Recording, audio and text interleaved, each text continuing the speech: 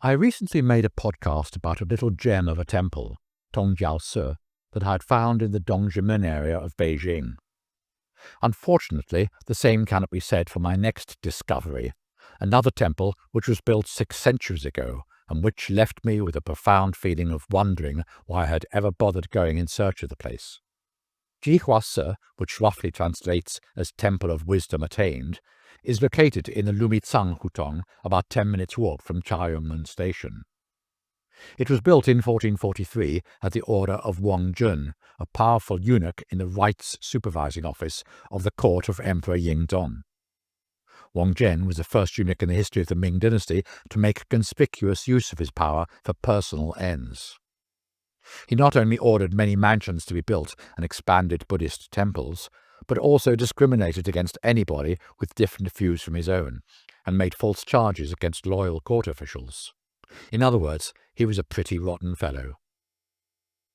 According to China.org.cn, the temple is one of the largest and finest examples of Buddhist architecture from the period. Beginning from the front gate, it reads, and extending to the Hall of 10,000 Buddhas, 7 principal halls are comprised in the temple complex. A notable feature of the temple is the glazed tiles, which line the roof ridges of the major buildings, augmenting the solemnity of the complex. Planetware.com adds its own praises. This Buddhist temple is one of the most important original building complexes from the Ming period in the Old Town. MyTravelGuide.com informs its visitors that the temple has 10 halls in 3 courtyards, housing 1,521 pieces of historical relics, and a set of woodblocks for printing the great Buddhist scriptures. They are the only existing official woodblocks for printing Chinese character Buddhist scriptures in the country. But the most valuable cultural relics here are the Beijing music scores dating back to the Ming dynasty. Wikipedia, too, adds its ha'porth of accumulated knowledge. The Zhihua Temple became a nationally preserved cultural and historic relic in 1961. In 2005, the Chinese government undertook a renovation of the temple, which is now complete, in preparation for the numerous international visitors expected at the time of the 2008 Summer Olympics. It all sounds very tempting, so I'll make my way over to Chaoyunmen and without too much difficulty locate the said temple. There are 2 entrance portals, and I make my way through the first gate and attempt to buy a ticket from the guard, who is more intent on topping up his 40 weeks' worth of sleep. But it appears I should have bought my entrance ticket from the ticket office in the other entrance, not from this security entrance, and I am politely pointed in the right direction. I go to the ticket office, which is standing forlornly empty. I knock on the glass and call out "Ni hao" a few times, but to no avail. But this is Beijing, and the sight of a Laowai calling out in the middle of a hutong does raise the interest of some of the locals. A kindly old man beckons me to follow him through the second entrance and back to the first security guard, where he hands me over with a triumphant flourish, and I find myself back to square one in a state reminiscent of Groundhog Day. With my limited Chinese vocabulary and a number of hand gestures, the guard finally gets the message. Going back to the ticket office and actually getting me a ticket would obviously be too easy a solution. Instead, his wife, whom I suspect to be the ticket agent all along, happens to turn up with a cup of the hot and steaming in her hand. She asks for 20 kwai, and I hand over 100 note. But all the change is in the ticket office. But no worry, she dives into her handbag and hands me over 80 kwai, and the 100 note ends up in her handbag. I somehow suspect that that is where the entrance fee will end up too. However, I'm now inside the hallowed portals of the temple. Unlike other temples, the roofs of this temple are covered with black glazed tiles, symbolizing the vanquishing of demons and monsters, so BeijingToday.com tells me. In front of me is the Zhihua Gate, and to my left and right are the drum and bell towers.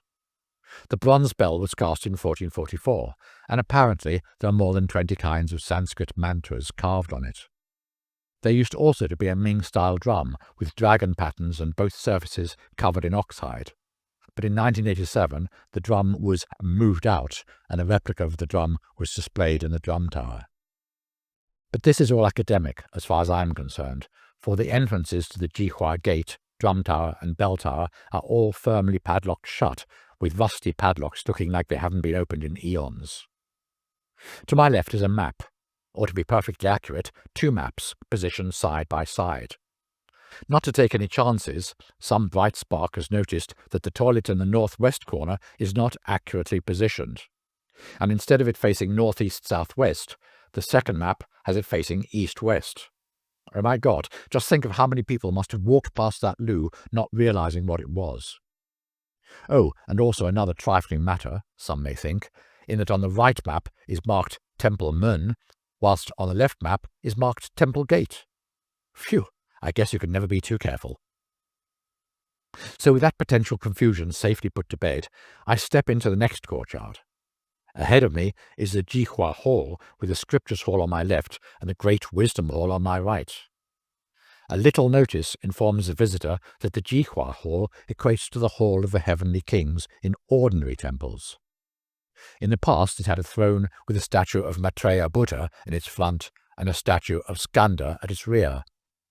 I am soon to discover that "in the past" is a somewhat overused expression in this place.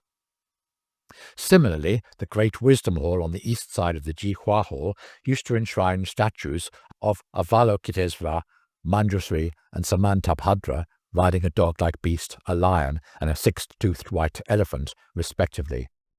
Nowadays they're gone.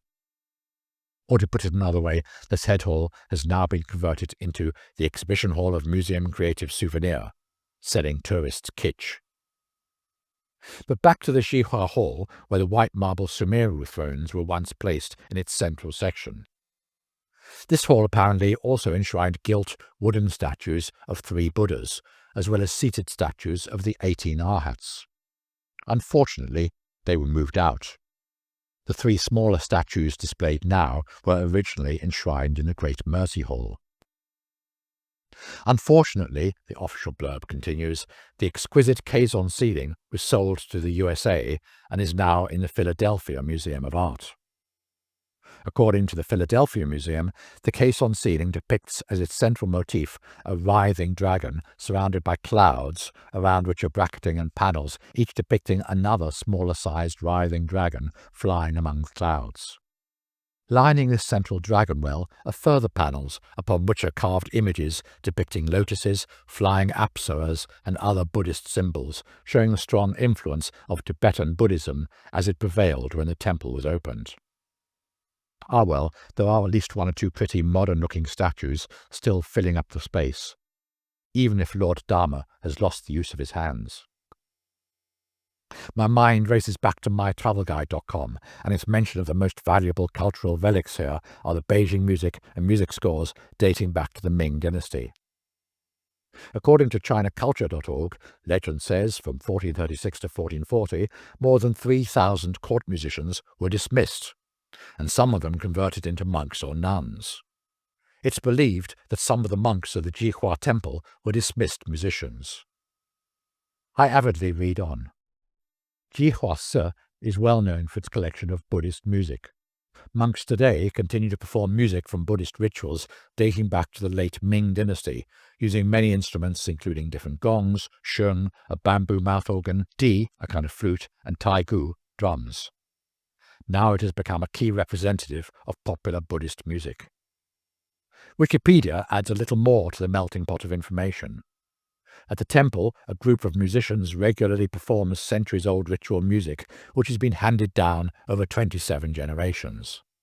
The 6-member group is led by the octogenarian Buddhist monk Zhang Benxing, the only surviving member of the 26th generation of musicians, and the last person to have learned the music in the traditional manner. drben.net informs us that on a limited number of days, mostly during the spring and summer high seasons for tourism, one can actually come and enjoy live performances of this original music at the temple. The monks playing the instruments in this performance are truly masters at their play. I look around and spy a ringing bowl, the type that hums a pure tone when you stroke its circumference with a wooden stick at just the right speed. There's also a battered drum. And that's about it. Maybe Mr. Zhang Benxing has now passed away. Whatever the reason, again this temple scores a big, fat, resounding 0 in terms of having anything mildly interesting on display. But what have we here? Have I spoken too soon? The Scriptures Hall, it appears, is famous for the only octagonal Ming-style scripture cabinet in the whole of Beijing. Oh, wow. Or, on the other hand, some other websites will tell you it's hexagonal, or even hectagonal. I managed to count 6 sides, so we'll plumb for the hexagonal description. Either way, here is a unique collection of wooden carved printing blocks made in the first half of the 15th century, the only such collection in existence today. The wooden blocks are stored inside the zan, which is an equally unique made-to-fit hexagonal cabinet decorated with hand-carved deities and other divinely inspired depictions. Completed during the reign of Emperor Qianlong, it contains 724 sections in more than 7,240 volumes and 1,675 Buddhist sutras. It weighs 400 tons and is one of only 2 wooden versions of a Tripitaka in the world. The other is a Korean version, which is kept in the Haiyin Temple in Korea. Maybe I've been too critical in my expectations. I move on to the next courtyard. Ahead of me is a building that is of the greatest historical importance in art in the complex, the 2-story Tathagata Hall, named after the statue of the Transcendental Buddha which is housed here. The hall is also known as 10,000 Buddha Hall because of the numerous small Buddha figurines, originally about 9,000, but then who's counting when there are that many, whose shrines adorn the walls. The particularly fine octagonal cupola, I now learn, was also removed from the temples in the 1930s and is now in the Nelson Atkins Museum of Art in Kansas. In fact, according to polyplaza.com, from 1930 to 34, some monks stole and sold a number of the best pieces in the museum. So now we know. Yet again wondering why I had bothered coming here at all, I spy a helpful-looking notice pointing to a little pathway behind the Tathagata Hall. To be honest, I hadn't even noticed the pathway, so my expectations rising once more, I move on to where I read that the Great Mercy Hall is also called the Hall of the Great Bliss. According to diarben.net, this otherwise not very opulent building is historically the all-important shrine where the statue of the founding father of the temple, the court eunuch Wang Jing, was honoured. But why am I not surprised that the eastern side room, which used to be the abbot's courtyard, is now gone? And on peering in, all I get to see is a room full of chairs and some casually stashed away ping-pong tables, while outside there's an inscribed piece of stone that is broken in two and which has been dumped unceremoniously near a drain. I guess looking back, I should have seen the warning signs well before setting out on today's little trip. diarben.net sums it up best of all when it says, although plundered, the interior of the hall still holds a few minor treasures, adding a little further down that Zhihua Temple regrets it severely that these statues were moved out of the temple. So, dear podcast fans, lest you too have been tempted by those overzealous websites that describe some of Beijing's must-see attractions without ever having set foot in the place, may I strongly advise you that your time would be much better spent staying in bed and dreaming about what might have been once upon a time one of Beijing's must-see attractions. And then just leave it at that.